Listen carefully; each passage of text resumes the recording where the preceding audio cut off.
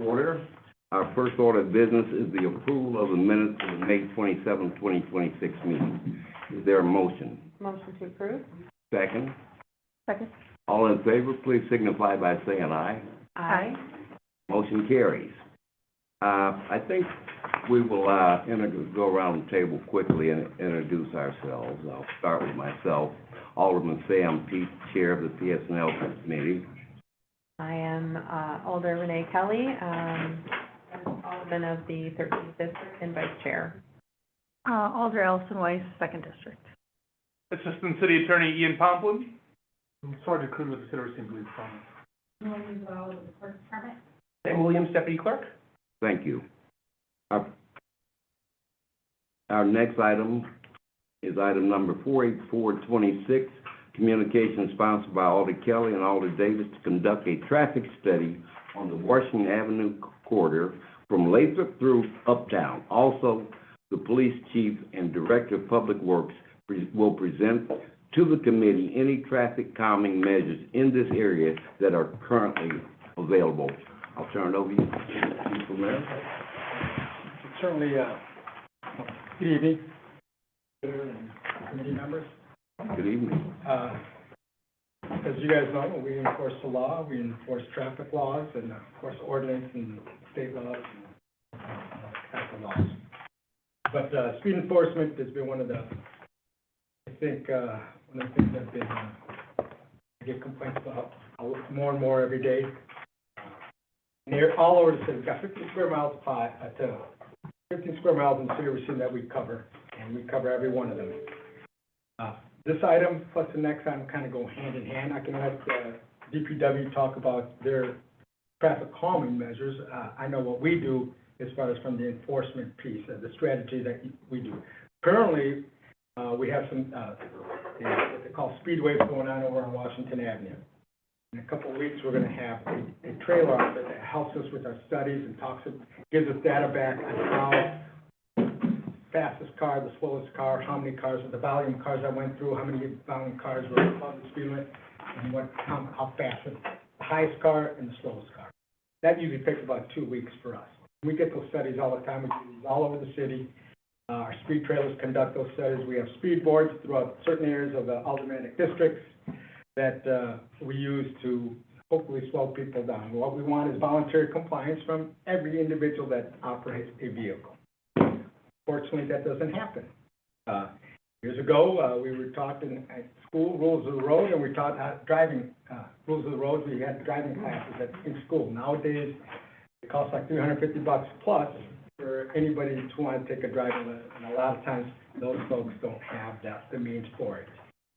One of the biggest issues, one of the biggest citations we issue are people driving without a license, believe it or not. But we also issue citations for traffic and a bunch of other things. I do have some data on how much, on what we issued, but I can talk about that in a little bit later. But what we use for our strategy are data-driven enforcement. We know where the streets are, where go by complaints as well, but we also know that where crashes are, where our highest rate of speeds are going, generally on our main thoroughfares, which is Douglas, Washington, Durand, Maine, Northwestern. Those are 5 corridors that come into the city and people travel fast. We do our speedways in those locations. We currently are conducting those right now. We don't tell people when we're conducting them or where we're conducting them, because I don't want them to know where that's happening. Because once they see the police, a lot of people slow down, but trust me, we issue a lot of citations. When it comes to calming, there's many. I recently got a guidebook from the city of Milwaukee, which is a very valuable information. Milwaukee's got a robust plan and guidelines on how do they go about getting traffic calming types of or addressing traffic calming issues, whether it's the bump outs, whether it's the raised crosswalks, whether it's the traffic circles. I'm not talking about the regular circles we turnabouts, but the small circles and intersections, and there's a few others that seem to be working. They have a great, I thought it was a great reference to it.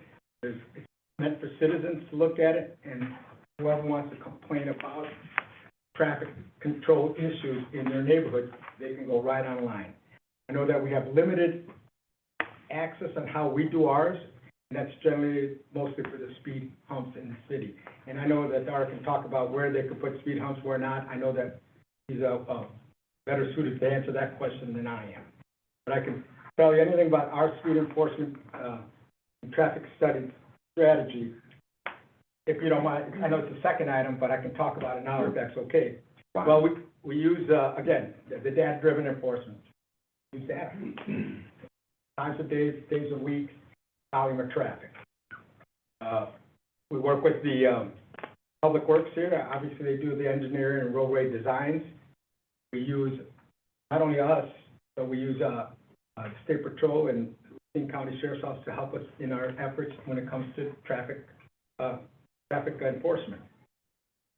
Or high visibility. When we're out there, people see us. When you see 4 cars pulled over at one time, I mean, something's going on. Lately, it's been the speedways. We use our technology, like our speed boards, our traffic trailers to get that often. We also have public education and community engagement. We put it on our website. We do all kinds. We work with the city and putting on a statement on traffic enforcement to just make people aware. The ultimate goal is public safety, safe roadways for pedestrians, people to be aware of one another.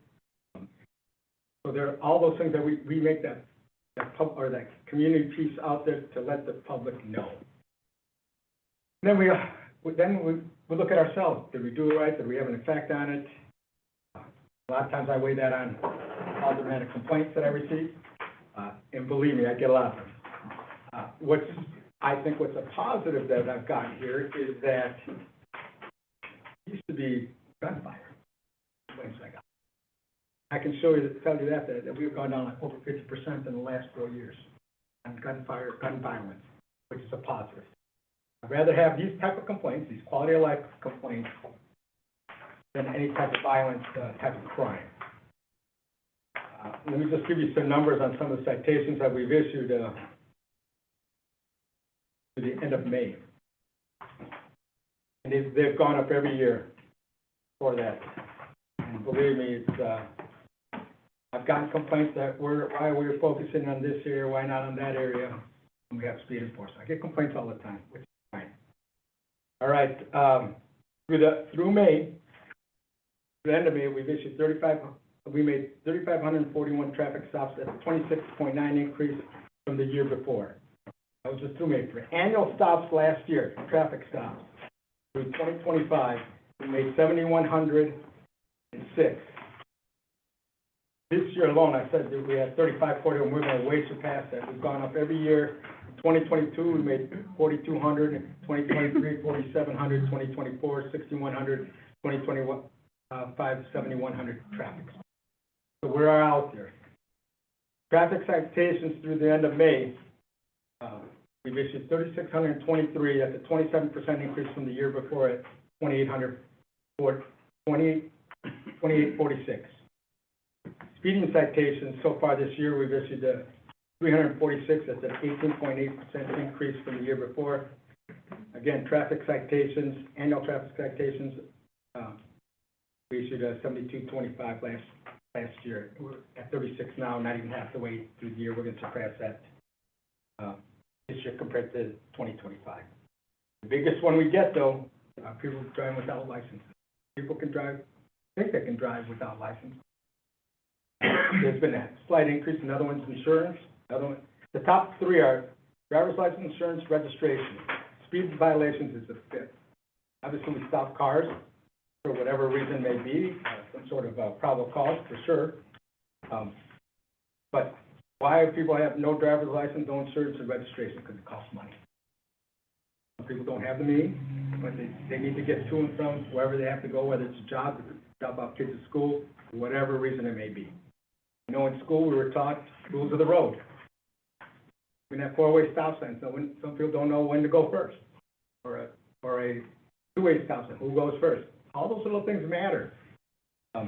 We're going to continue enforcing traffic hopefully someday, I get the complaints are lessened. And hopefully that, people get the I get the voluntary compliance of not only our traffic laws, but our criminal laws as well. But it's always been a challenge here, but rather have these type of complaints, but people need to slow down. Bottom line, we just need to slow down. There's a lot of other things, reckless driving, the loud mufflers, I get those complaints. I'm willing to entertain any questions, about what we do from our standpoint. I'm not gonna speak for DPW, but I'm more than happy to sit on any committee, start talking about this, I like this idea, what Milwaukee's got. We don't have that in place yet. Someday maybe we will, but, you know, it costs money to get some traffic calming, measures out there in our streets, but I'm willing to sit up with anybody when it comes to new road construction, whether it's Public Works, whether it's DPW, whomever, Waterworks, whoever it may be. I'm willing to, when it comes to roads or anything, studies, I'm willing to sit down and work with anybody so we can hopefully lessen these folks out there speed. Any questions from any of the alders in the room? Thank you for coming and giving all that information. I really appreciate it. I would like to hear from DPW to see what they think about, you know, Milwaukee is implemented. I think, you know, we need to be forward-thinking as far as the... I think it can be done. It takes ordinance changes and things like that. There's some cost behind that, but setting a program like they got, I think it's vibrant. This way citizens do have a voice in what they can put up in their neighborhoods. And I know certain streets you can't do that, because they're arterial streets, whatever. Right. But certainly neighborhood streets, DPW can certainly give you a better answer for it. Alder DeMarco, Alder Widener, did you have any, want to make any comments or concern? The only one I have is, when you do these studies, when it comes down to the speeders, will there be extra attention towards that, or is just, how's that study work? When we get a complaint, somebody just wants a speed trailer, which you can do right online, we can ask for a speed trailer. We only have 5, we used to have 6, one got totaled out. You can request one through the website, or you can get a phone call or an email. Normally it's an email that I receive and I forward it to our patrol division. Traffic studies have done about 2 weeks and talks about that, you know, sometimes it's perception, and we're also guided by DOT standards too, that if it's only less than 3% of people speeding, it's worth having enforcement there. We look at all that. So, but we're more than willing to share that information. We have that information. I know DPW does their information on traffic studies as well. Is that under the DPW or? Under the police department website. You can always email us, me as well. Any other questions? Yes. When the speed trailers are placed out, how long do they stay at a location? Generally 2 weeks. Just 2 weeks. Yeah. They're on high demand. They usually cost anywhere from $25,000 to $30,000 a piece. You know, we have speed boards out there, so that also, some speed boards do our studies, but, those out there are basically more for just, it's more of a psychology. People always, no matter what, speed trailer, speed board, whatever it is, people look at this, just a natural thing people do. Oh, or let me just see how fast I'm going to. They test their own calibration of their own cars. Yep. Speed board. I see it. Yes. And when we do issue tickets, and those folks that complain about getting tickets, we have a court system out there that can argue their tickets against, because I'm not going to release any of those. I hear a lot of complaints all the time, and even people who complain are getting tickets too. I have one last question. So the traffic study that I was kind of requesting here from, basically Lathrop on Washington through Uptown. So when you had made a mention before, you guys are going to be doing Yes. something like that? We're going to have a speed trailer there for that one. We're currently doing speedways. Mm-hmm. Washington's one of the streets we do speedways on, Durand. Let's see, Main Street, Douglas, Northwestern, there's a couple other ones out there. But and those are, speedways, what they are generally is you have a person running radar or some laser, and then you have 3 or 4 cars. We're gonna hit 3 or 4 cars, if they're, we can stop 4 cars at a time. I saw So- Modran today. They send a message out there, so I just say to people, please slow down, otherwise tickets aren't cheap. So what would the And if you're a reckless driver, we're gonna tow your vehicle. Good. So after doing this, what would the outcome be Well, for this area, if okay, there's we'll a take a problem? look at it. Obviously, traffic calm, we have to, that's something that DPW would have to do, but when it, we'll look at it as far as, well, is there, does it above the 3% that the DOT allows? Then it'd be one of the locations where we do put our, extra attention on. So if we wanted to get on the waiting list for a trailer in a certain area, we just email? Yeah, email. It's easier to email me or what I do is then I forward it to the patrol division, deputy chief. Okay. And then we'll send his team and put it on the list of, Alder Davis. Thank you. The stretch from Lathrop to Uptown is a nice stretch of roadway. yes. I heard you mention a speed trailer. With the traffic study, do you move down? Are you like starting point, you're studying at Lathrop in Washington, and then you're gonna come down the road to West Boulevard or something? We'll put it somewhere, I think there's a lot more traffic that goes there. I know there's some traffic calming measures already in place over there, on the Uptown area, there on Washington. There's, I believe a study was done a few years ago, or maybe 4 years ago. 2021. So, There's been like bike lanes added and just narrowed lanes, but I know, and the speed limit changes there from 25 to 30 as you go past. yeah, so my comment is just to ensure that it's not just one spot, even though there's, and we have the speed boards on Washington, but I sit and I watch the speed boards, and that's where folks are trying to, can I get to 0 to 60? They're taking off from Taylor and, but, so I just wanted to ensure that the study would include moving along the Washington Avenue Yeah. area. Right. We'll try to put it in a place where we think there is a lot of traffic and a lot of speeding going on, because that would be the best. But if we go from one spot to the next spot, I don't think it's kind of redundant for us, because when people are speeding, they're speeding pretty fast, whether it's through the Uptown area there. We're coming around Washington, probably to get to Uptown if you're going west.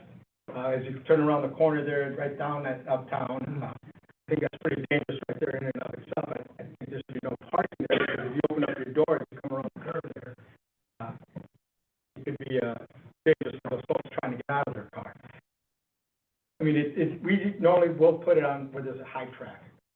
It's censored for high traffic area, a lot of traffic. It depends. I think Washington, even starting over here on 11th, all the way up to Taylor there, pretty busy. And then from Taylor on, it's like almost, let's get going. But the lane narrows over there too, as you get into the Uptown area. I'm sorry, Alder Mark, you had your hand up. Another thing about the study, so do they have when you have those trailers out there, and they're recording, do you figure out what is the high spot, hot street? They'll say how many cars are going over there's a threshold of 11 miles an hour is one of the thresholds. They'll tell us how many cars are going over that and what is the highest speed they were going. So if it's throughout the day, basically, let's just say 4 o'clock, everyone's leaving from work to go home. So the study will show you hey, we're gonna have a huge issue over here, because the last 2 weeks, everyone's going, 15 miles over the speed limit or 5. Like time of day? Yeah. It all depends. That does not tell us that. Those trailers don't tell us that. They're broken into 15-minute increments. Yeah, the study would tell us on that, when you have the cables across the road, and I think that, they could speak to those types of studies. Ours do, they don't take any plate numbers, they don't take any information, any, personal identifying information, these things, just whatever vehicle's going by at that time of day, that time of night, day or week, we'll get those, readings. And the other thing is, I know other countries have this, and I think some other states allow it. But does Wisconsin allow, like, camera cars? Photo enforcement? Yeah. No, Wisconsin does not allow photo enforcement. We've had conversation about that. This is where people need to talk to their legislators. It's where voting counts. Talk to your legislators about that. It's not allowed in the state of Wisconsin. Illinois does have it, but we do not have it. Any other questions? Thank you. Thank you. Very well. Thank you. Department of Public Works. Yep. Go let you speak first, and then we'll ask questions. I don't have much, I mean, I'm specifically on Highway 20, thank you for having me, I guess. I'm not John Rooney, if you couldn't tell. I'm Aaron Mahler, city engineer. Basically, I can only speak specifically of Washington Avenue. Since 2023, we've gone from basically Main Street all the way out to city limits. In traffic calming measures, we've had 3 different projects that, actually 4 different projects that have encompassed this. We've done from basically 9th to West Boulevard twice in my time. I did it as a consultant, and we did it in 2018, adding bump outs, bike lanes, things like that, anything that causes, you know, metaphoric friction. You know, like a curve is a natural, you know, so you got like 14th and Junction and that, you know, you got that curve in Uptown. That's a natural friction where people should technically slow down, but you can't control what they're going on in their mind or their right foot. But other than that, I don't know what specifics you want. But we just, I mean, we just, like I said, in 2021, we just finished from Dean to west city limits with basically a road diet, adding bike lanes, you know, reconfiguring geometry. Anytime we do anything for traffic calming, you know, it costs money. Washington Avenue is a state connecting highway, so we don't get to do whatever we want to do on it. It's ours to maintain, but you know, the DOT has a say in it, so we can't, you know, we can't drop everything down to 1 lane because there's a certain amount of volume that road's got to maintain. There's a, you know, it's a, state connecting highways are obviously heavy truck routes. You know, that's where your main truck traffic is going to hit first, and then it goes to our collectors and arterials to get to, you know, more specific locations, and then from there they go to local roads, you know, for the last couple of blocks to, you know, make their deliveries or whatever they got to do. So all these things got to maintain truck radiuses and things like that. So there's, on Washington Avenue, we're kind of limited what we can do. Can't put speed humps, arterial, connecting highway. Roundabouts have got to be very limited. We have the one right here, which is actually a pretty good location for a roundabout. But I don't know if we have any questions. I really didn't have anything specific to say. Turn it over to the committee then. Thank you. Washington Avenue, you mentioned, is a state highway, and with that, there's normally, is it a 30-year plan, or what's the plan for them when they redo the roadway? And Washington Avenue was redone in what, 2016, 17, 18, something? It was, 2018 from basically 9th to West Boulevard, it was resurfaced. 2021, we actually backed up a little bit, went from Dean to beyond Perry, Sycamore is the one that is the last of the city of Racine. That's right by, what is that, Panera, that traffic signal, which is not ours. We did that in 2021. We did the same section from 9th to, or actually 8th to West Boulevard, and I did that as a consultant in 2003, from Main Street to the roundabout here, actually, well, to past the safety building, was done in 2012. 6th Street was done in 06 or something like that, so that was before my time. All right, so my follow-up question is that, would you know when the state is coming back around to?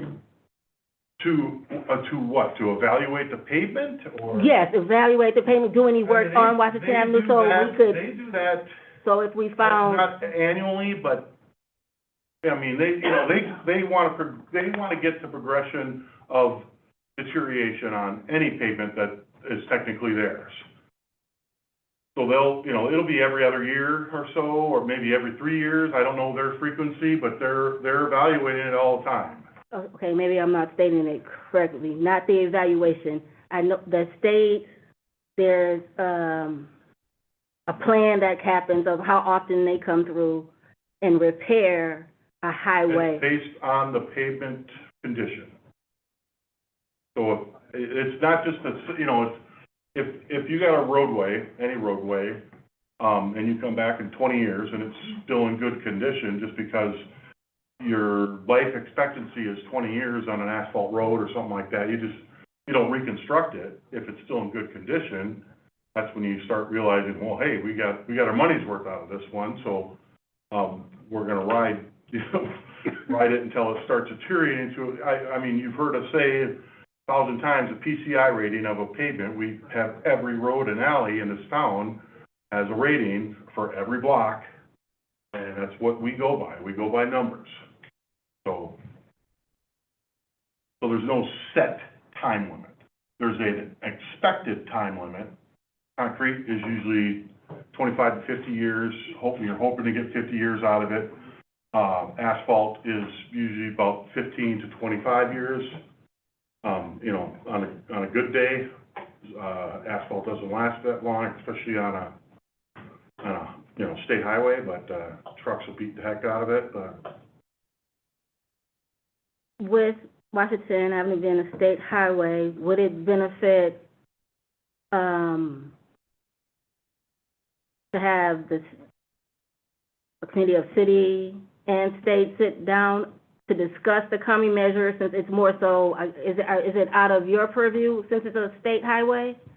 Like, how do we go about sitting somewhere and sit down with someone who, not discrediting, that can help push changes? I mean, we suggest projects. Usually it's, I'm kind of, it's a combination of both. We are in conversation with the state all the time on all of our connecting highways. And then it's up to me for our collectors and arterials and our local streets. Collectors and arterials I get STP money for. State connecting highways is a different fund, can't use STP money. But it's all federal funded, so it's not a unlimited pot of money, but state's obviously gonna have to, they're gonna have to agree to anything that we suggest, and their final approvals on anything, so. Thank you. Are there any other questions from me? Yes. Yes.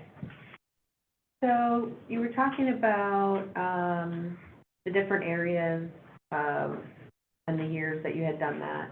So I guess for me, in the stretch of area that I'm thinking in my head, is it possible to bump West Boulevard on Washington there east, heading east, down to one lane? Because right in that area is a racetrack. Yeah, once again, I put in for an application for, highway improvement safety plan, basically it wasn't all encompassing of what you're considering, but, from, 12th through to the bridge over Memorial Drive. And I wanted to, crunch it down a little bit more because, like I said, that curve going through right by 14th and Junction, right, in Ann, it's still 2 lanes through there. I wanted one lane in each direction with a designated bike path lane. That gets, most of the accidents in there, you know, we did the accident study with my submittal. Most of the accidents are sideswiped, you know, taking off mirrors, doors, whatever, on parked cars, you know, so it's that kind of issue, going through that curve. Like, Chief Ramirez said, it's, you know, you kind of take your life in your own hand when you open up your door if you're stepping out of the driver's side when you park down there, because someone could be flying around that curve going faster than they should. And your four-door car just became a three-door car, so. So how would we accomplish that's something with the state, the one lane, is that? Well, I was denied on my application, and to be frankly honest, I don't know why. They were more concerned with the one person that got hit on the railroad track, and I can tell you right now, they were just trying to beat the train. That's all they were trying to do, and they got hit, so it's like, well, what are you doing to address that? And I'm like, I wasn't doing anything, because I don't know how you can, you know, fix that. So, but. How often can you make applications? I mean, the HISSUP grant was, it's annual, it's end of the year. I kind of have a different one in mind for, this year. And it's subjective, you know, it's for them to determine if they're gonna accept it or not. It's not a huge pot of money. So I was already working on another one, the, Memorial State Street. Trying to get, that'd be another good place for a roundabout, in my opinion, but, they did that surface treatment 4 or 5 years ago, and it already looks like it's 30 years old, so. Okay, so like, I was the one that actually shared the traffic calming, guidebook from the city of Milwaukee that I had found. And it looks like they had accepted a grant from the state, that is to help curb, some of the reckless driving by using the traffic calming measures. They have $60 million for this grant program for local municipalities. It's called Vision Zero. Do you know if anybody has applied for that? The actual Vision Zero one, no.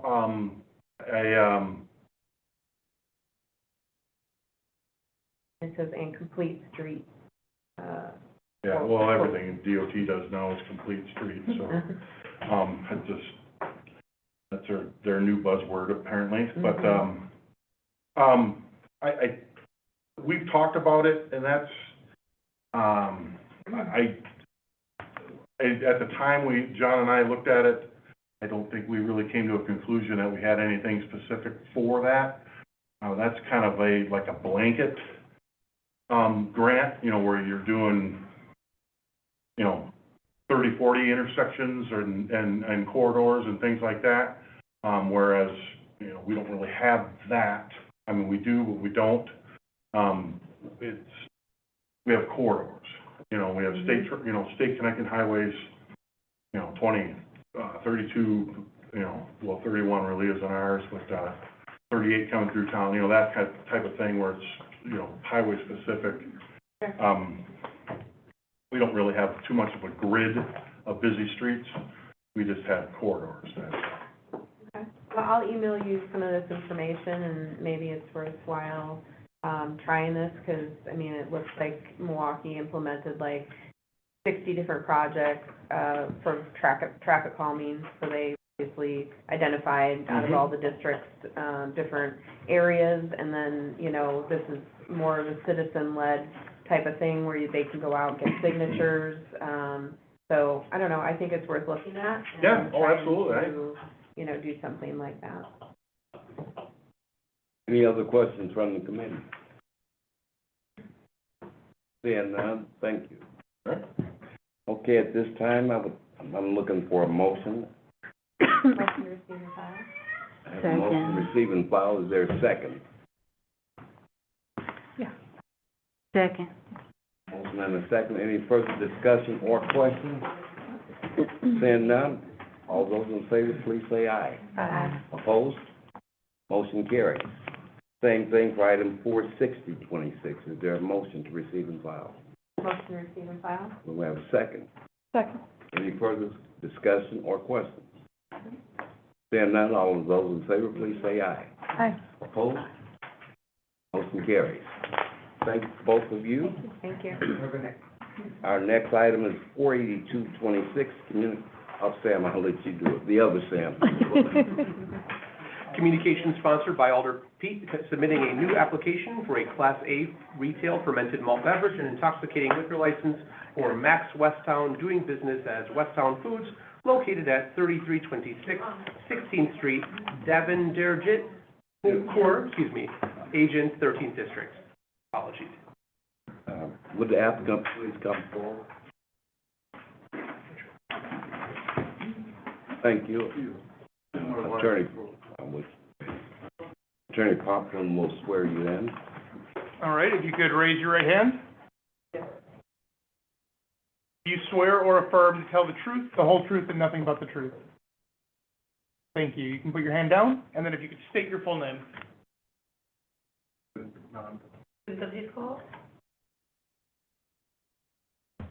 Okay, thank you. Being that this is a new business applying for a liquor license that is being conditionally surrendered to you from the previous owner, could you please tell us what you'll be doing with your business? Things like that was in the business plan, hours of operation, number of employees. Let's start with those questions. We're gonna do as it is, whatever they're running, like 4 years. So we're gonna do after the 1 year more upgrades, for renovation the stores. So Briefly, but how many employees do you have? things that I know is the 7 to 8 employees.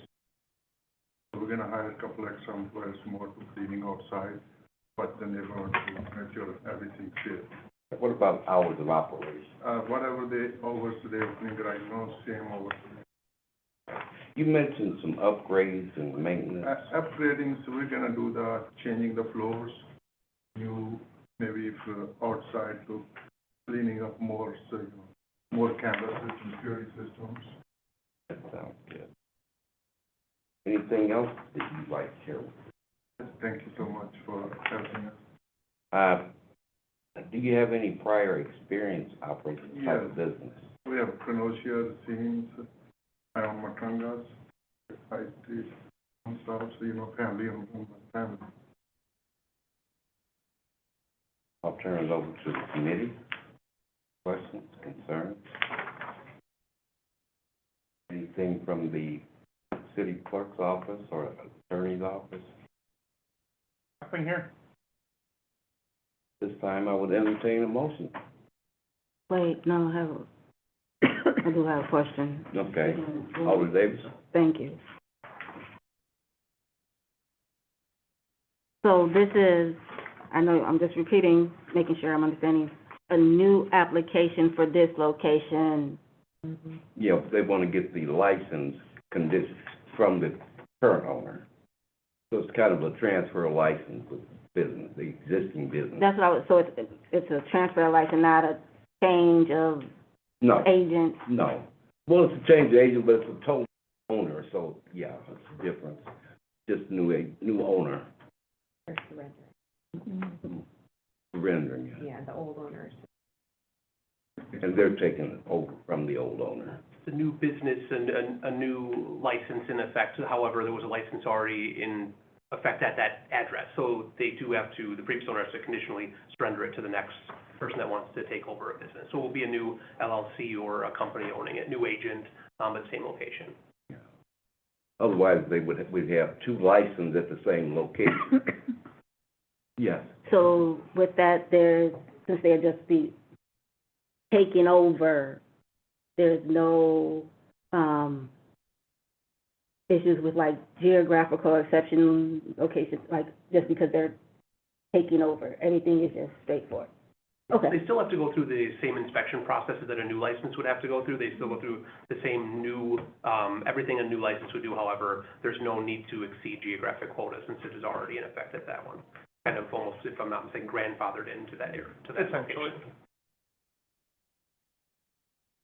Otherwise? No, wait, I'm not done, 'cause I'm sorry. still, thank you. I didn't have anything anyway. Because I'm still in my learning curve here. So,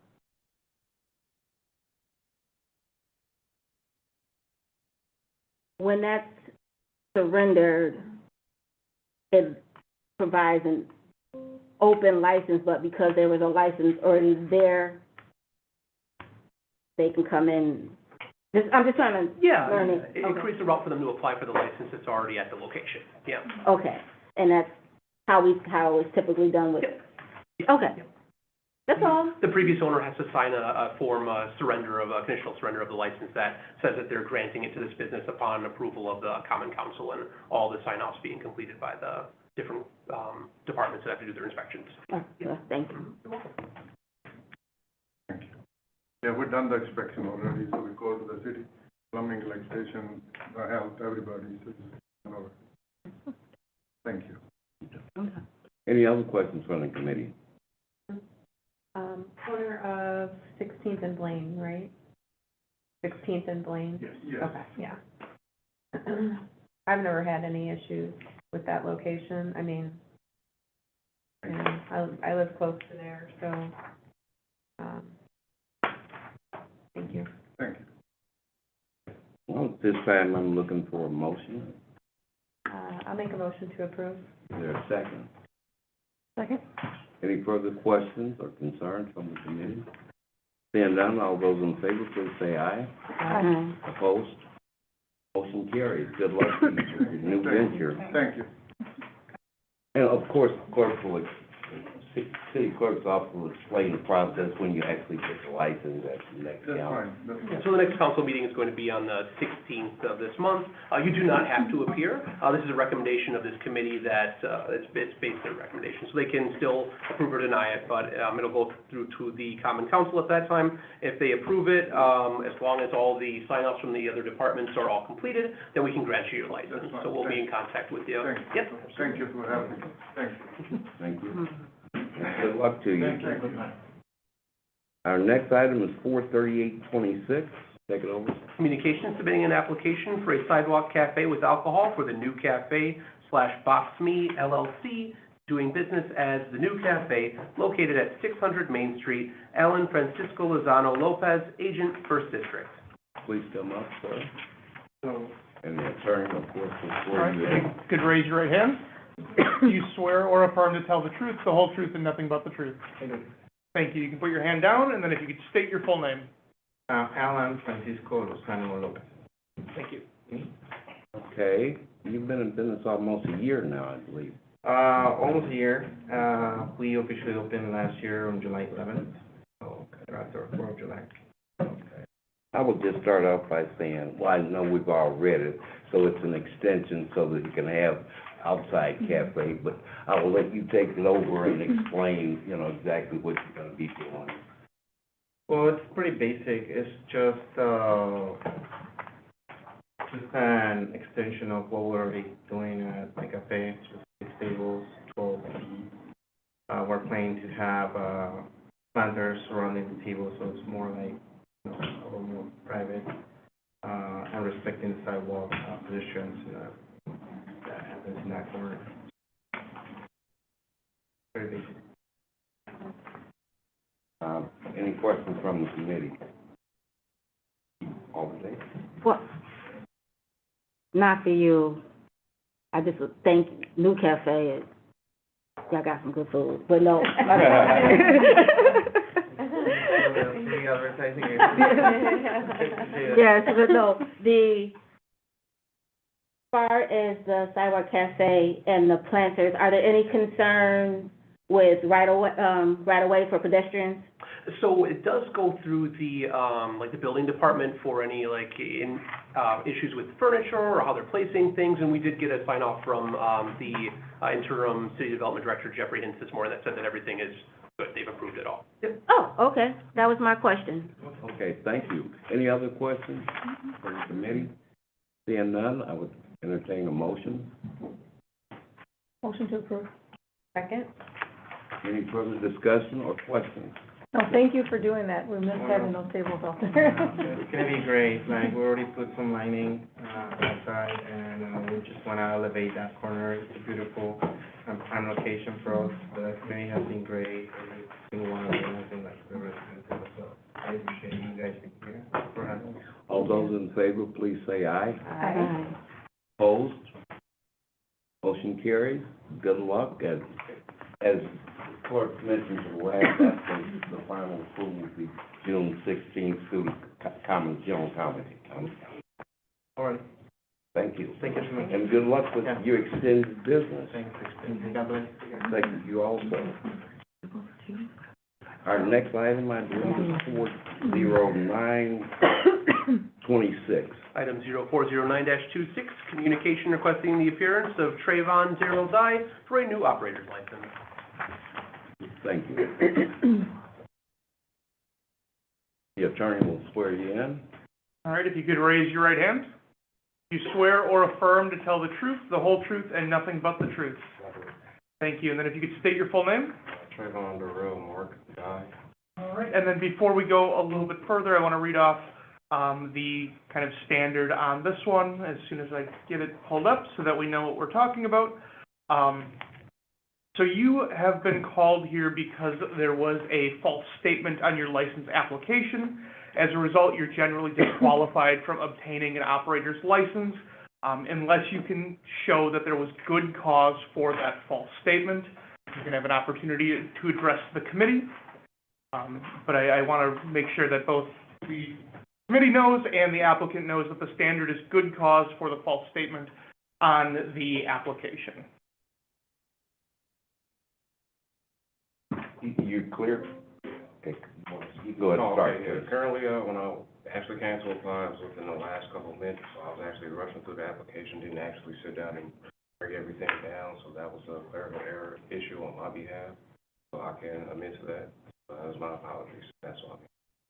But currently, I have 2 full-time jobs. I work at Uptown Public Grill as a full-time cook, and I also work at Festival Hall, and me trying to obtain my license, so the opportunity to become a bartender in both settings, instead of just being an actual bar back where I can serve liquor within events and everything that goes on, so that's why I'm here. Questions from the committee?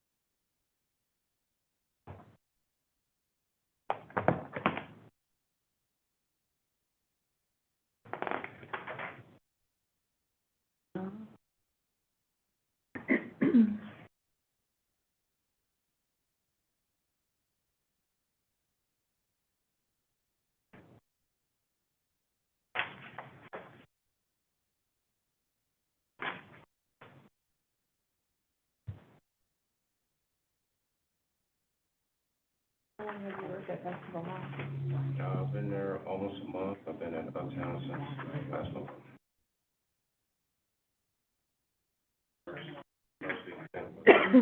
Saturday, they had a quinceañera.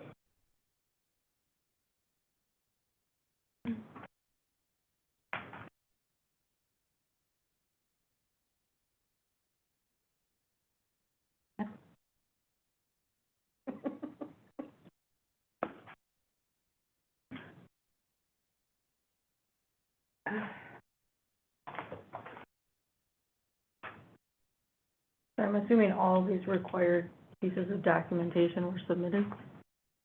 So the issue with this one is if on the application itself, there's the check boxes of yes or no on whether you've been convicted of a crime and then listing it. So from my review of it, everything was submitted and complete. It was just that he checked no conviction when he did have convictions.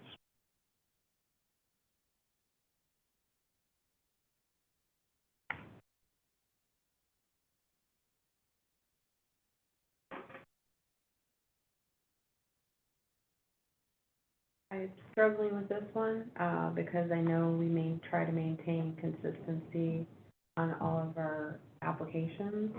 But, you know, I do like the fact that you have a letter from your employer, you know, you're here, and, you know, I also do like to try to give people a second chance.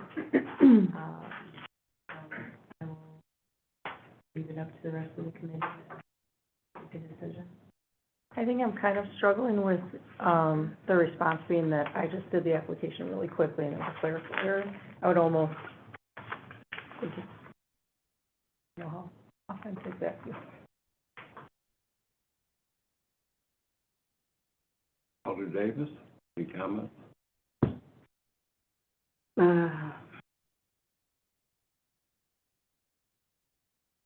Not to get too far in the weeds, but was this your first ever offense? Yeah, it was in 2020. All right. So, Alder Kelly mentioned that about the consistency from me watching PSL for some time before sitting on here. That's been what's stated. But as I'm looking at this, and I'm all about opportunity for growth and development, and you're hoping to get this license to further you in where you're working at now. It'll take you from cooking bar back to having an opportunity for more funds, hopefully, and whatnot.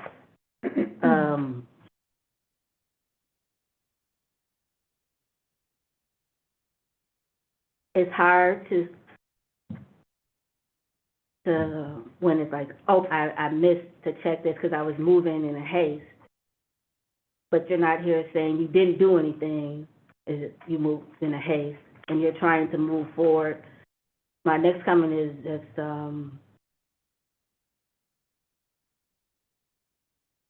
if going forward, if we happen to approve it, that you learn how to de-escalate and all that good stuff, and not have any, so that you're able to navigate in the world of alcoholic beverages, where sometimes personalities switch up. So if you can confirm, like, you've learned how to make better judgment and de-escalate in situations as that, I would like to see you able to expand your work. Well, it's over with now, but I have to go through, drug treatment and one of the driver safety courses up on the workforce and everything. So I do have a counselor that I can get a letter from him as well, and I can do for almost protection officer that I go see once a week, and I'll get tested for, the drugs and alcohol frequently. So everything comes back clean. So you may get a letter from both of those too. I can as well. So if this was denied, would he be able to reapply, and if so, when? So because there was an omission on the paperwork, it would be a 1-year bar from reapplying. Okay.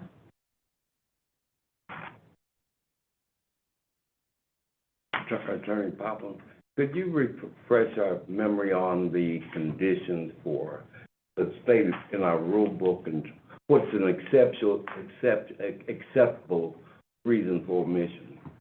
Yep, so the omission standard, let me pull it up really quick because I want to read off to make sure I get it accurate.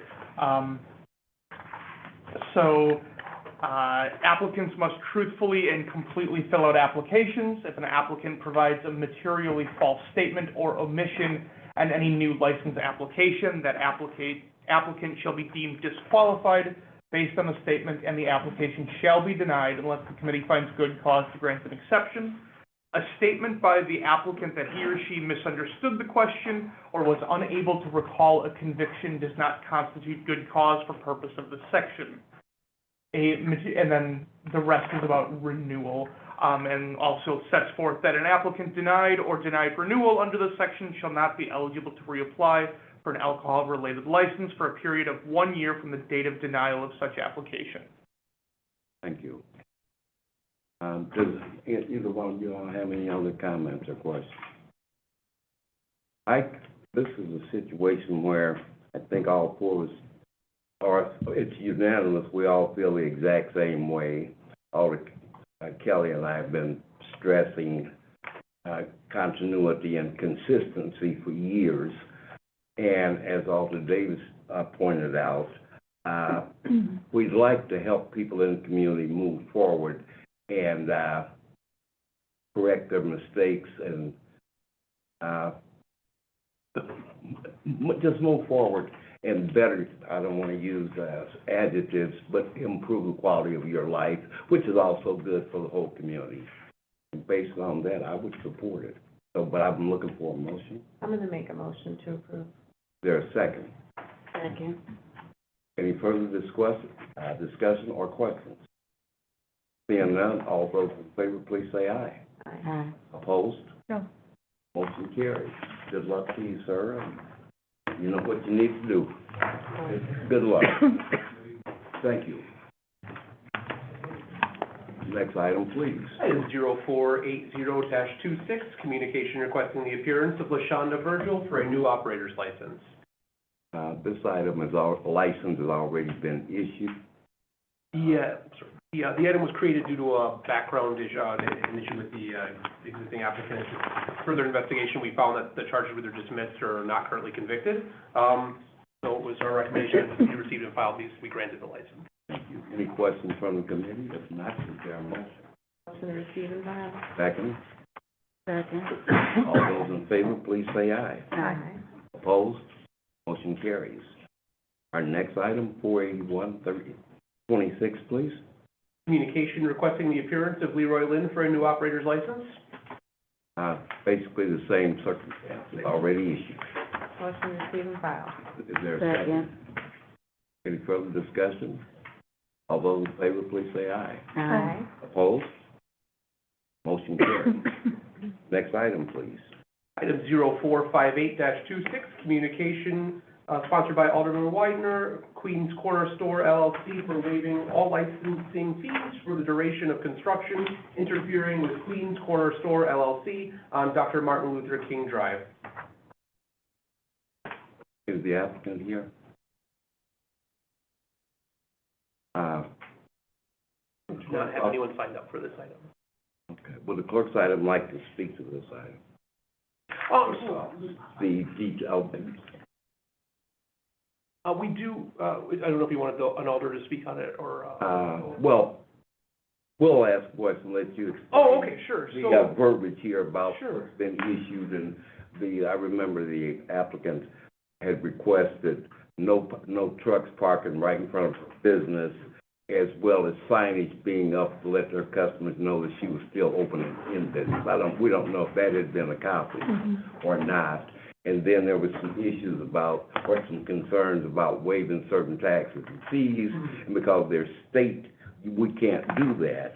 And there was the other issue about her already having received $200 in credit, because, so I'll let you. yes, so yes, they are, there was a late fee involved because the applicant came in late for the renewal. The clerk's office, due to the concerns of the, construction interfering with the license and things like that, we did waive the $200 in renewal fees. So the applicant only did pay the $115. That, I believe, Attorney Pomp can speak a little bit more as to those fees, but I do believe that's part of the budget, so that makes it a little difficult to waive fees that were approved by the budget.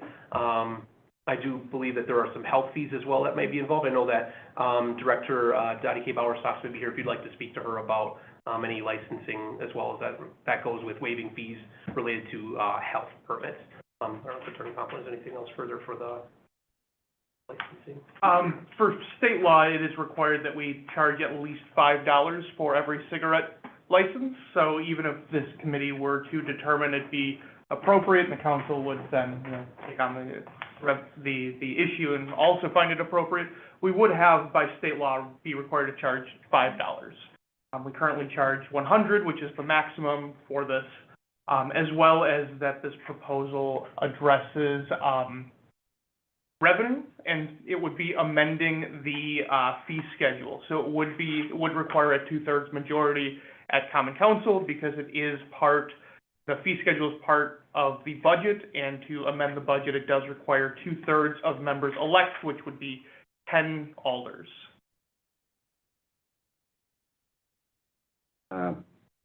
Would Ms. Bowersox, would you like to speak on the item? Yeah, I'll ask Katie, she's the environmental health director. You can ask me, I'll give her comment. Hi, Katie. So the house renewal fees have went out, as long as they're paid before June 30th, they're not charged a late fee. Her renewal fee would be $570. The late fee after June 30th is $150 on top. I would recommend, not waiving that fee, just for fairness, as there is a lot of construction throughout the entire city. And, you can't afford, we issue it for this one individual, then any time that there's a business with a health permit, that could be an exception. Any other questions for the health department or concerns? Alder Weiner? Oh, thank you for, Well, you sponsored the item, you're our guest. well, I was wondering if I was gonna have an opportunity to speak on this Of course. item. Well, thank you, I appreciate that. So the reason for this communication is, as you already stated, was, the owner of Queen's Corner Store came in and spoke to the council about the trials and tribulations that her business is suffering because of the ongoing construction that's going on and has gone on for a number of months, probably is gonna go on for the next year. Unlike when we have COVID, we have no mechanism to give a grant or any kind of financial assistance to those businesses that are suffering under the long-term construction constraints that puts on their business. So she had requested that those fees be changed. I heard her loud and clear, and I believe council did as well. And I don't know that we have to amend the budget, over, not collecting a fee, because we don't know how many fees we're gonna collect over a year. It would just be a matter of not getting a fee.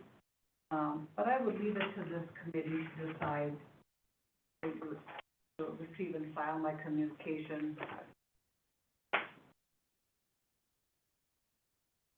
Any other comments from the committee? Or questions? I just want to make sure, I have a question. So,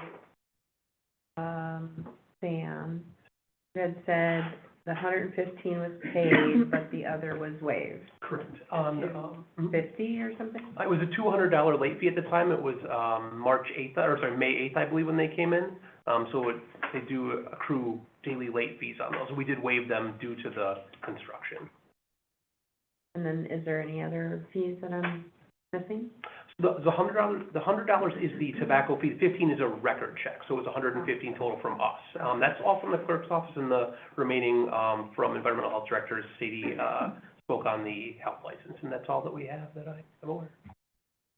Yes. So I just wanted to find my notes. So she asked for us to provide signs, leave space to get into the business, and she asked if there were possible grants.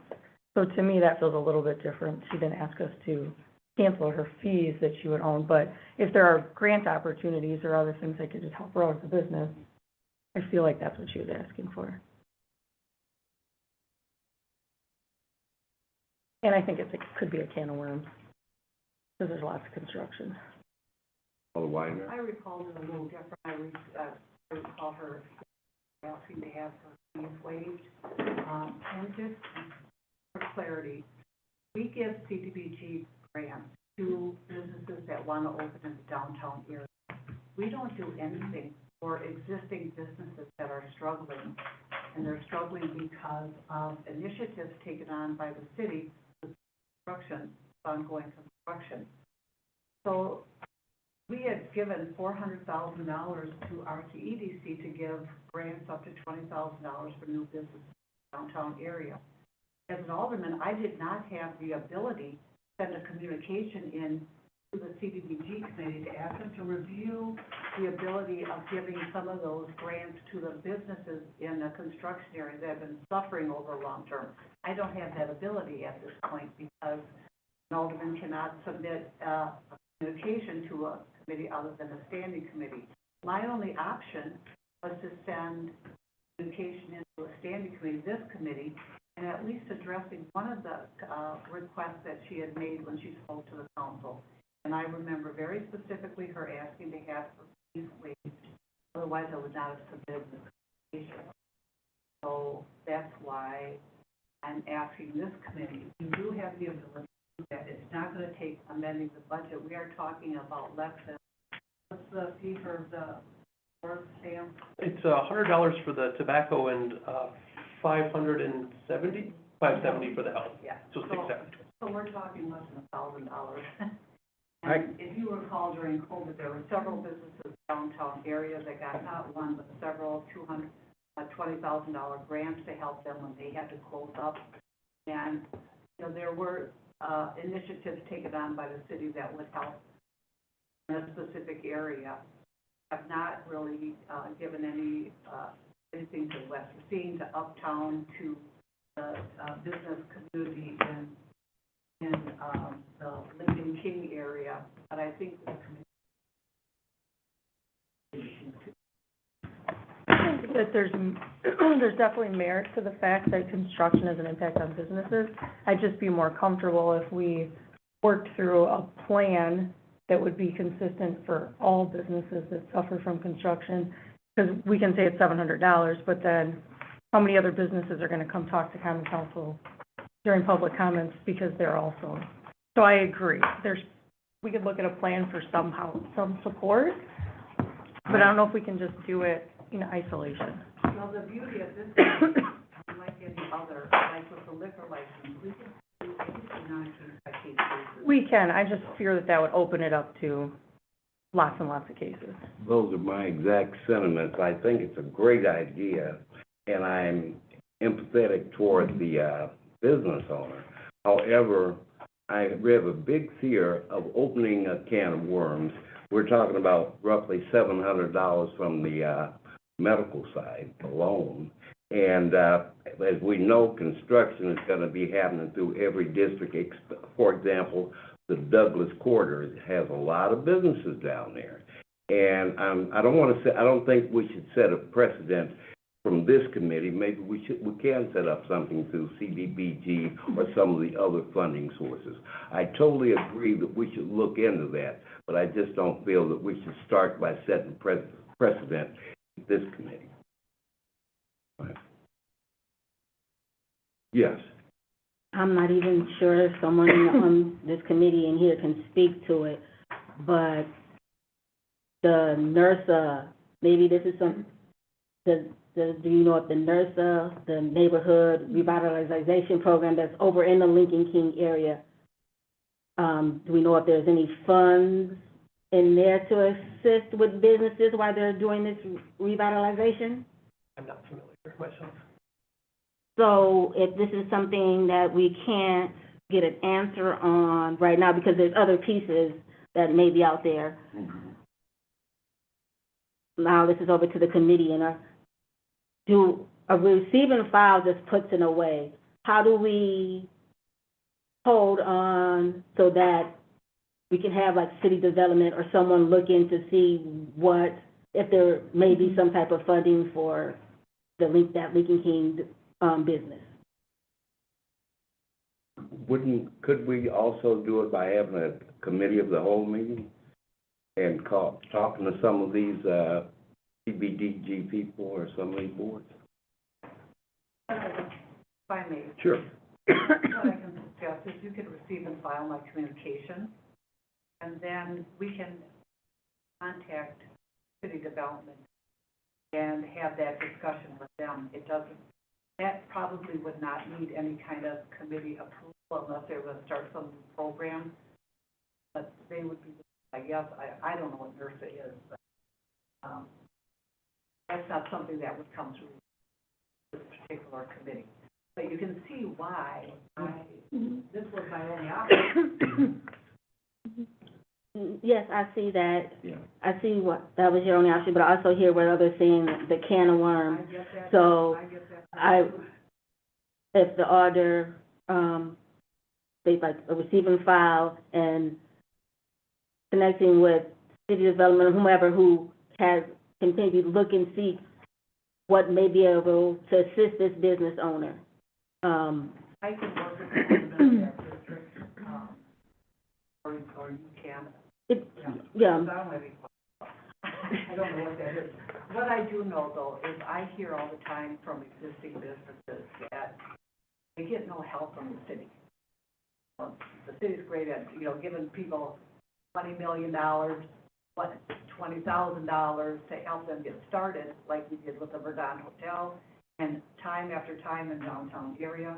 But the existing businesses that struggle, and some of their struggles are created by us, like with the construction of the Lincoln King Community Center, has created a hardship for business.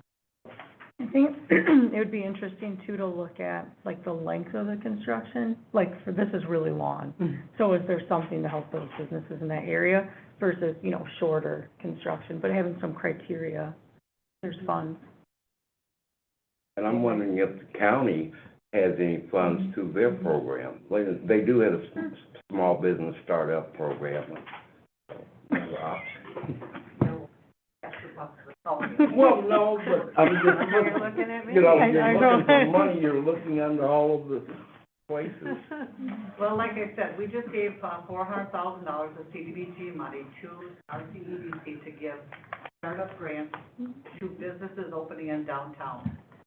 We could request that some of that money get allocated for areas such as the Lincoln King area. Sure. Businesses are suffering because of lack of traffic because of the construction. You're right. And I'm afraid, as I said earlier, all 15 automatic districts are gonna be effective eventually under this, plan to resurface, repair the city roads. This is more than a city road. This is the construction of the Lincoln King building. Yeah, the whole surrounding area. And I don't know if you've driven through there, but Try not to. a 1 minute drive through there, your car is coated with a inch of dust. So That's why I take the alternate route. Is there a way to figure out if those other things happen though that she asked for? The signage that says businesses open, that there's not vehicles parking so close? Could the clerk's office help us with that question? So I'm sorry, is there a way that we can look into some other requests that she's asked, like the signage, the parking situation? I mean, I don't know if that's something that would be done through the clerk's office. I don't know if Attorney Pomplin can help me with where that would possibly go. I would assume that any traffic signs and any signs that are going to be posted in the roadway would be Department of Public Works. Other than that, I don't know. Yeah. So, yeah, 'cause that's where my question is going. We've had construction zones in other business areas where there are signs placed. And this goes, I know I'm sort of repeating, but can we find out if that's something that is normally a part of DPW works when there's, or, whomever department it is, when there's those construction areas occur? Like, so. I know we've done it before, not to speak out of turn, but I recall it, the intersection of Taylor and Duran a few years ago, when that section was under construction, there were signs up giving direction to get into the little restaurant and the liquor store there. Maybe people just had to have those, I don't know. Yeah. Do we know if that's common practice? when it's a state program, the state will do that. When it's a state- They have somebody come in and talk to all the businesses and see what their needs are. When it's a state project, this is different. This is the city's initiative, the Lincoln King. And it should really have been the project manager that is overseeing all of that construction, you know, to have figured out how to accommodate for the businesses that already exist there. I agree. I agree with that. That's why I think it's a little I know we have the right to waive some fees, but I think it's a bigger issue, and we should, receive and file and rope in city development,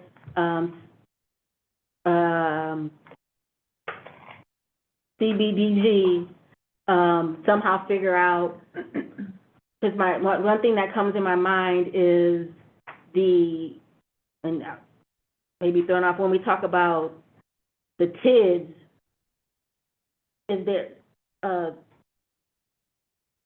TID,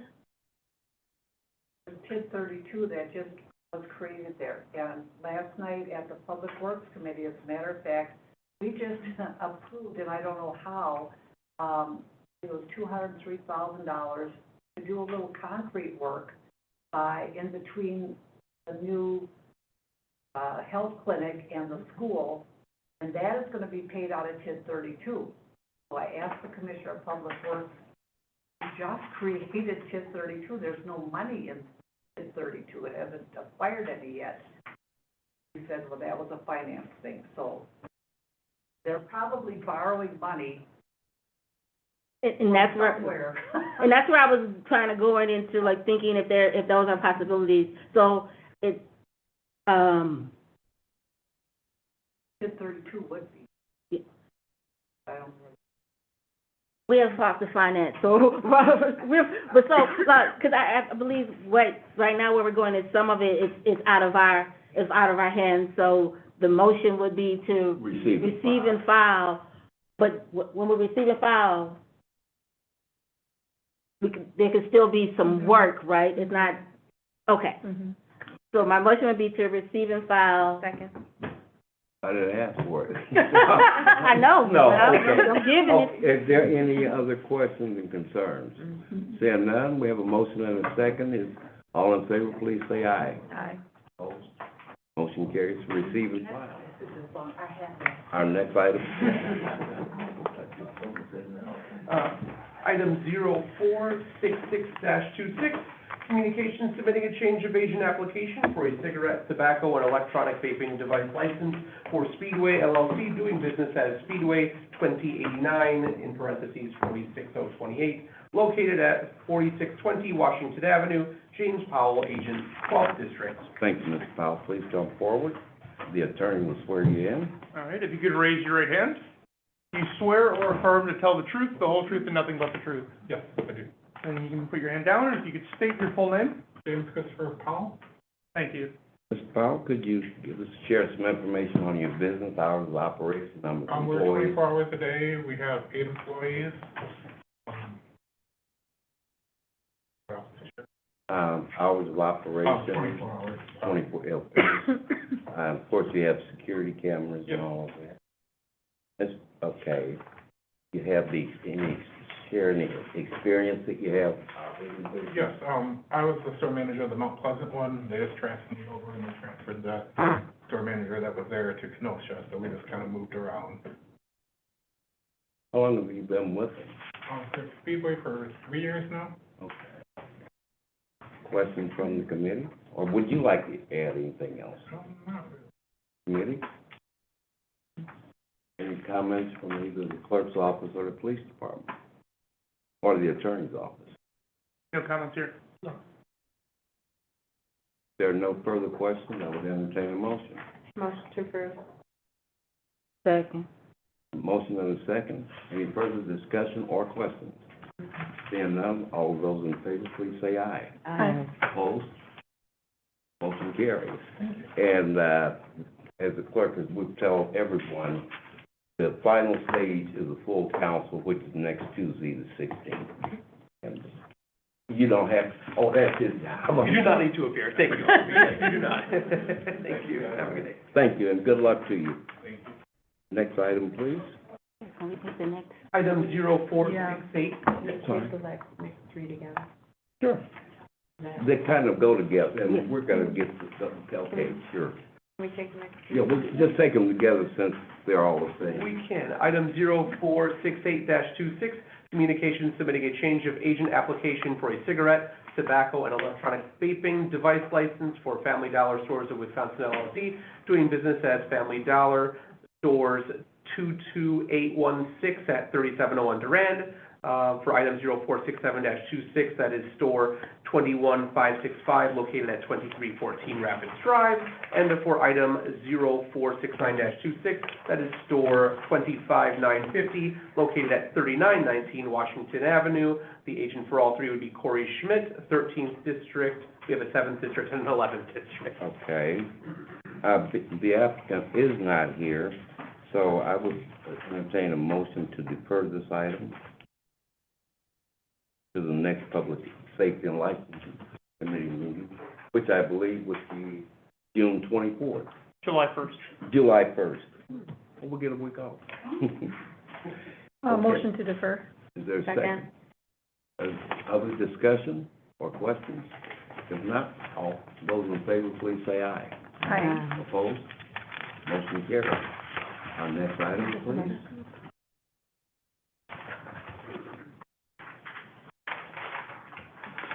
Item, Sorry. Is this another group? it is.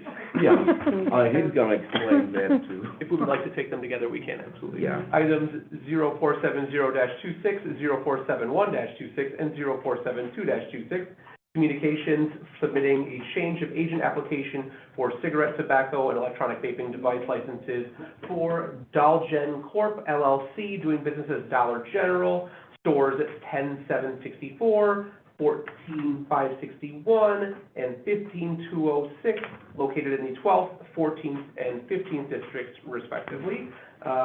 Caleb Tatum, agent. Go ahead, Attorney. All right, if you could raise your right hand. Do you swear or affirm to tell the truth, the whole truth, and nothing but the truth? I do. Thank you. And then if you could state your full name. Caleb Joshua Taylor. Thank you. Mr. Taylor, good afternoon. Same procedure, share with us your experience, hours of operation, number of employees, security, whatever, sort of your business plan that you put on the application. Yeah, I've been district manager for about 4 years. What other details? Just the How many- hours of operation, I think. Most stores are 8 to 9. They have one store on the list that's 8 to 10. We have security cameras. I'm sure. How many employees?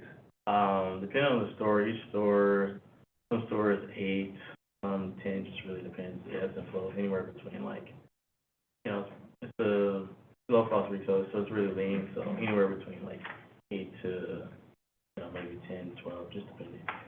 I'm just curious, are you just moving from one store to the other, or? I'm a district manager, so, I'm getting a new district, so I have 2 districts that I cover, and so, the previous, district manager is no longer with the company. Okay. Questions from the committee, please? None? Is there anything from either the clerk's office, attorney's office, or the police? I'm from the clerk's office. Nothing here. In that case, I'd entertain a motion. Move to approve. There's a second. Second. Any further discussions or concerns or questions?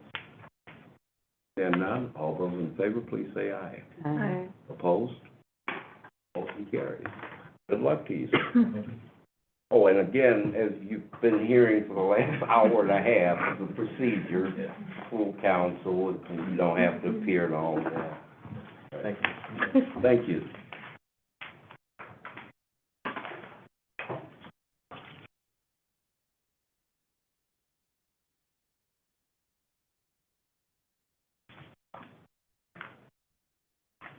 Yes.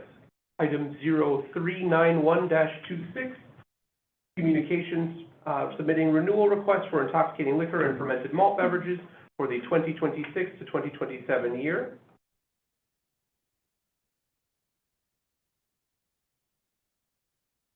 Recommendation of the Public Safety and Licensing Committee on May 27th that the renewal request for intoxicating liquor and fermented malt beverages for the 26-27 year be approved, with the exception of American Legion Post 546 and Select 627, which require further discussion by the committee at the recommendation of the City Health Department. I believe someone is, Yeah. yes, the American Legion, please ask him. Using your name now. Oh. Okay. Same process. Yeah, it may be appropriate to have the health department speak on why they're Okay. called in before we kind of Okay, skip to the. bring back up, please.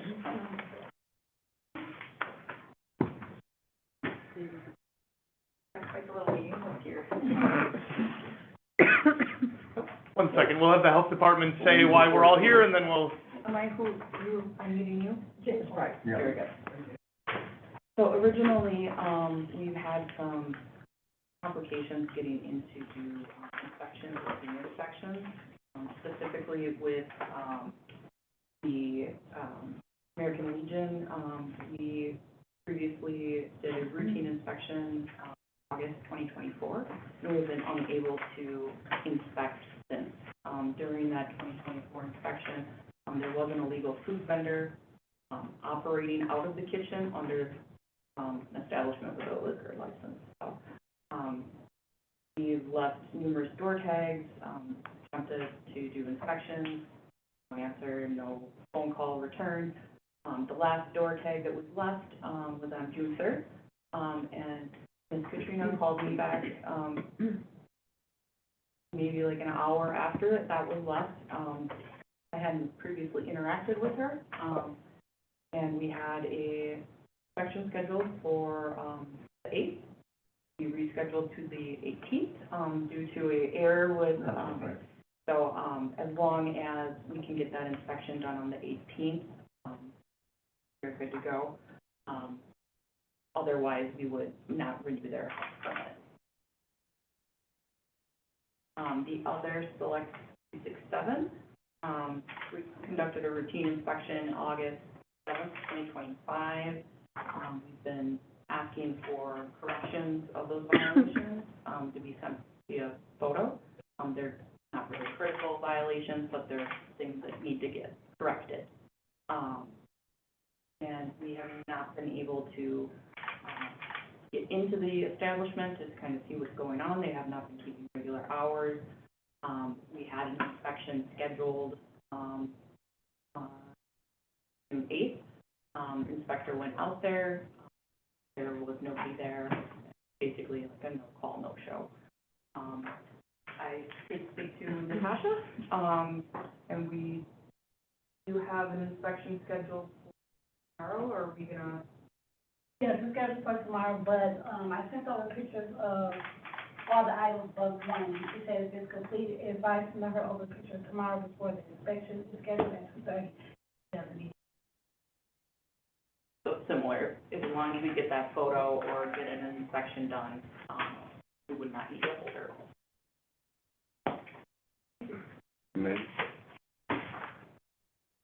So would we be approving with the note that the inspections need to happen? Attorney, would that be appropriate to add that condition? Yes, we would need to, it would be technically a move to amend the item and then amending for those two businesses, if the committee sees fit, to conditionally approve, pending that the health permit conditions are complied with, and then we would ask by June 30th, because all of the licenses expire on June 30th, and so it would need to be done, otherwise it would be a non-renewal. Would that be okay? Would Yes. basically complete is what I Yes, we assume. have, the miscommunication on my part as far as when someone's going to be off, because that's what it's always been, miscommunication. We're not open every day, Sure. and the folks who would be there work during the day, such as myself. Mhm. But the other person, he said he would be off, I think, next week or some days next week, and that's why I chose next week for that. And So you anticipate having a... we don't anticipate having any issues whatsoever. No, I don't mean, think we've ever you, had any as far as you that. would have it completed by June 30th, Of before course, June of 30th. course, of course. Okay. What about you, ma'am? I Yes, think I sir, heard the most one of that yours. item that needs to be corrected, I'm sorry, is involved, and my management is coming out in the morning, so it has to be completed. Would the committee be okay with that? Is that acceptable? Adding the condition to both licenses that all health department permits have to be issued by June 30th. So moved. Is there a second? Second. Any further questions or discussion? Yeah, just a. Yeah, question for the health department. When you go out and check, how quickly is it like, do you communicate with the clerk's office immediately so that we know all the checks and balances have occurred if they are clear? Yeah, we're in constant contact with Okay. cities. Okay. And if, say, there was a small, like an issue that they had to correct, like they tried, but you still see more correction, my question is about you and to a city attorney, do you have a timeline of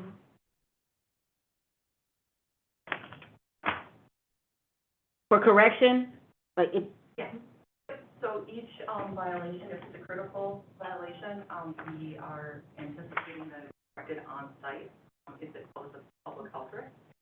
Otherwise, if it cannot be corrected on site, we will come back the next to check. There are reinspection fees associated with that, but our normal violations are a 2 to 4 week inspection. okay, and so, thank you. If there needs a reinspection, they have till June 30th to have that all correct, otherwise they're not able to renew their license. Yes, so under, ordinance 6-15, it is a requirement that every Class B license and Class C license comply with the health department health permits, and that if they do not, it is, grounds for non-renewal of the license. Just like when we grant licenses, when this committee will, recommend a license for being granted, the clerk's office still has to do their check internally to make sure every license, occupancy permit, health license, et cetera, has been applied for and successfully received before they even print the license. So, if those things aren't done, there would be no license able to be printed, and then it would be grounds for non-renewal. And follow up, if, attorney could just speak to the ordinance regarding, the liquor license and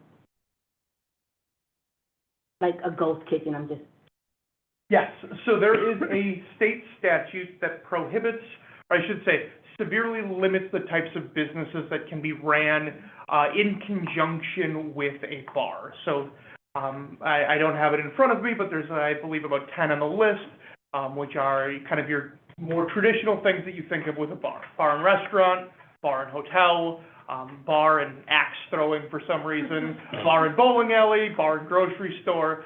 But with that law, it prohibits from having someone else run their business. So if you're running a bar and restaurant, it can't be your bar and then a different LLC running a restaurant within your bar, or your bar and a grocery store running, their own business in your bar and things of that nature. It has to be the same business doing both things. So it is prohibited to have a third party rent out your space to run a business. Now, there's kind of a question of degree. Obviously, there's a lot of businesses that operate off a catering model.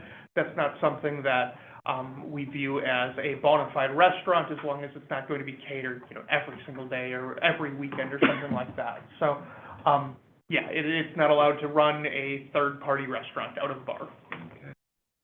I just wanted him to state that, not directing it to anyone here, just so that the public would know and others, because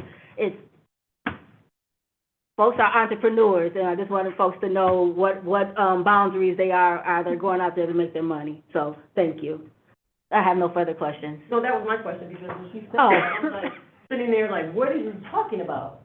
And then as he further explained it, I got it because and actually, we already knew that, so we don't know how it happened, because we knew it could only be one under the umbrella of our license for the American Legion. And it's the one that we have for like 4 or 5 different licenses for just that one post, because of the things we have in there.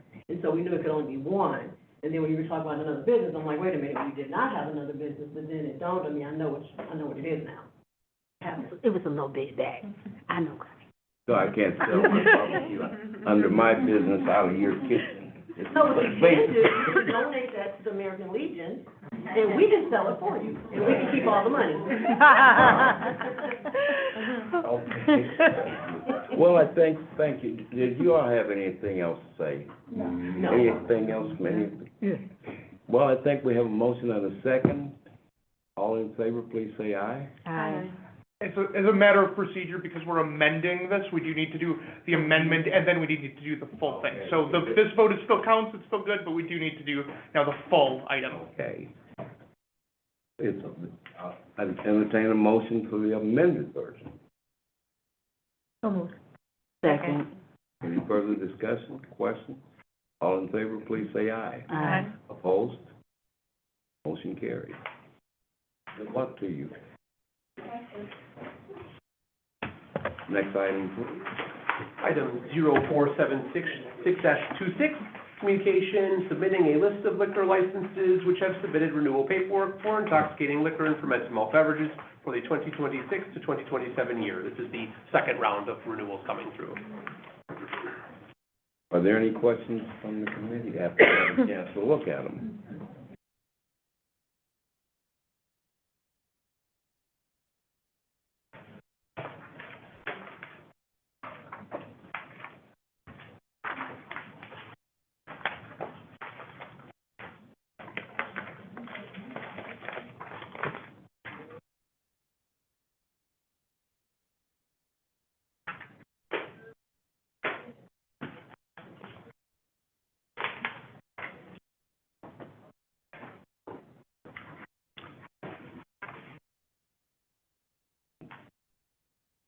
Nothing sticks out? Okay. Move to approve. Second, is there a second? Second. Any further questions or discussion? If not, all those in favor, please say aye. Aye. Opposed? Motion carries. Next item, please. Item 0477-26, communication submitting a list of liquor licenses which have not submitted renewal paperwork for intoxicating liquor and fermented malt beverages for the 2026-2027 year. Any questions from the committee?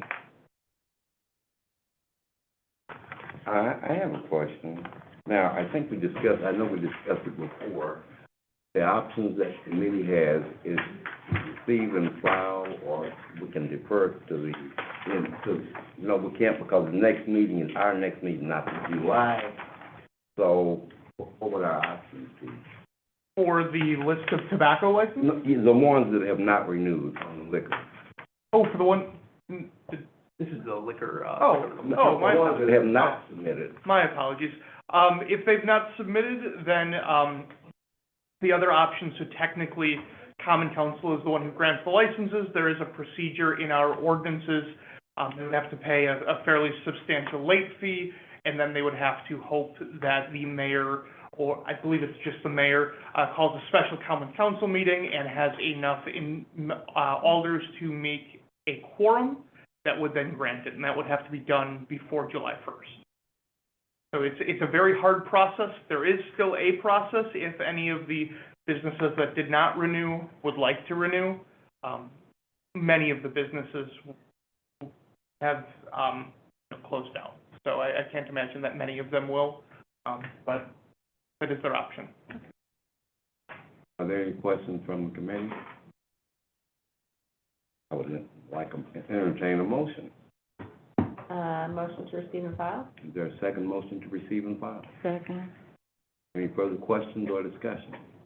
Seeing none, all those in favor, please say aye. Aye. Opposed? Motion carries. Our next item, please.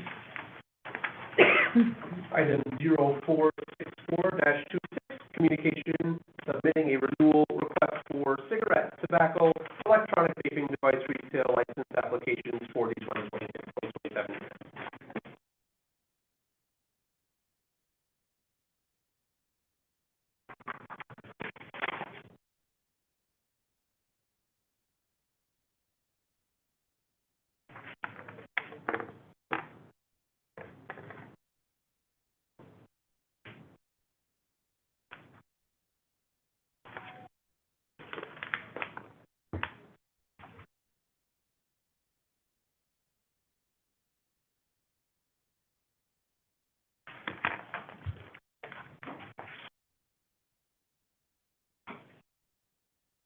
And because these are the vapes, we're looking at, right? And tobacco. All of, Yeah, you can't really, we're